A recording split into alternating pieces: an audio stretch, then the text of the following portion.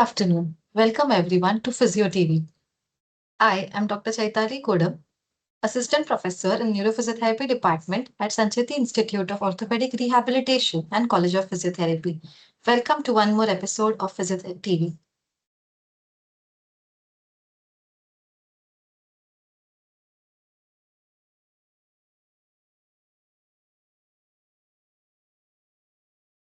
In today's lecture, we are going to learn about the cranial nerve assessment, the first 6 cranial nerves.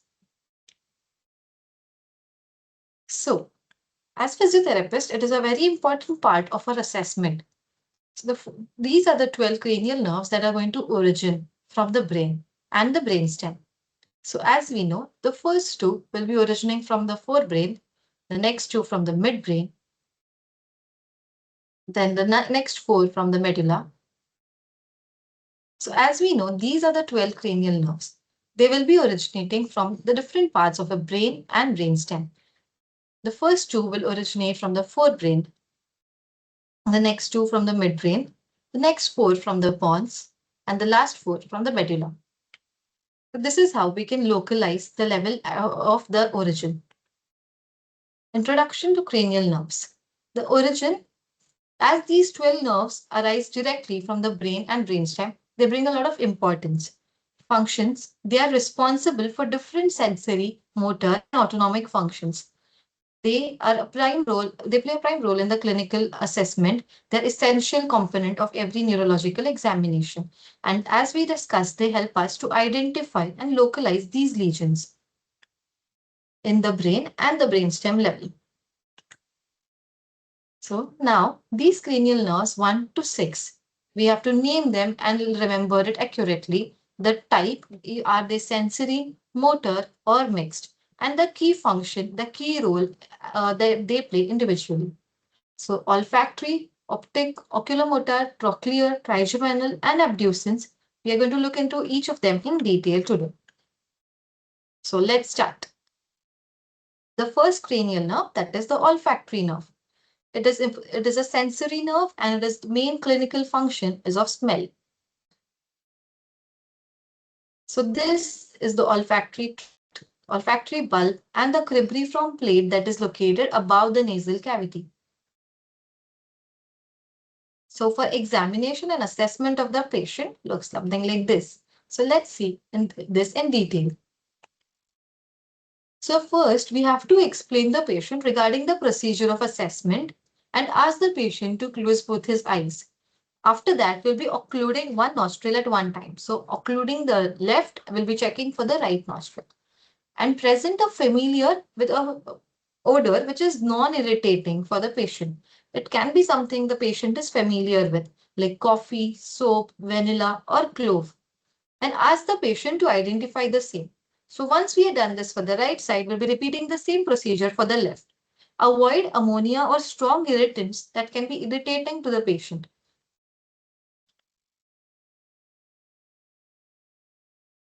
So the clinical findings and assessment would lead us with the further impairments if it is affected. It can be anosmia, where there is complete loss of smell. It is the most significant finding and may be unilateral or bilateral in patients. If they have hypoosmia, where they reduce sensitivity to smell, it can tell us about the partial loss. If it is parosmia, a distorted perception of smell, that is, the perceived odor, it doesn't match with the actual reality. So what we are giving the patient and what the patient tells can be different. Cacosmia, the perception of foul smells and they hallucinate bad odors here. Next, cranial nerve 2, that is the optic nerve. It is again a sensory nerve and the clinical important function is of vision. So this is the cranial nerve. It originates from the retinal ganglion cells and continues as an optic nerve. So the pathway for the optic nerve is very important. Optic nerve crosses over at optic chiasma, then forms the optic tract. It carries visual information from the retina to the brain. Yes. So this is your visual pathway. This is a visual field, the left side and for the right side. And for the eye, we have two visual fields, the temporal and the nasal field. So the left side, considering for the left, all the temporal information is carried towards the nasal fibers here, and it moves inside. So here it is the forming the optic nerve. One temporal and nasal will form your optic nerve. It moves ahead, and here is the optic chiasma, where both the medial, that is the nasal fibers, cross over and continues towards the optic tract.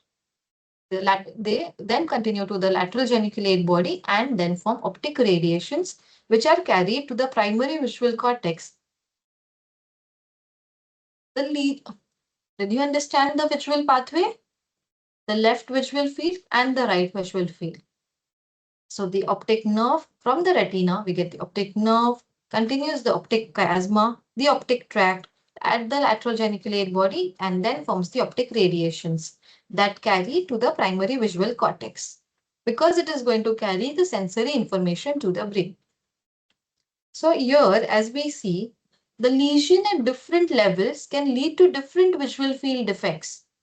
For example, if we consider the lesion at optic chiasma, that is here. So as we know, both the nasal fields are going to crisscross here at the optic chiasma. So it will lead to the loss of bilateral temporal fields, right? So different level of lesions would lead to different visual field defects. Okay, so the black field here would show you the loss of the visual field, and the white field would say the normal vision. Next, so how are we going to assess the optic nerve? So the four important functions we are going to assess first is the visual acuity. So this we assess with a Snellen's chart that is kept at 6 meters distance from the patient seated. And again, we are going to check for each eye separately by covering the other eye. And the normal function is recorded as 6 on 6. So the Snellen's chart looks something like this. If the patient is able to read only the last, that is the biggest line with the font size of the maximum, so that is noted as 6 by 60. But as the patient can read the lower lines with the smallest font, this would be 6 by 6, that is normal vision.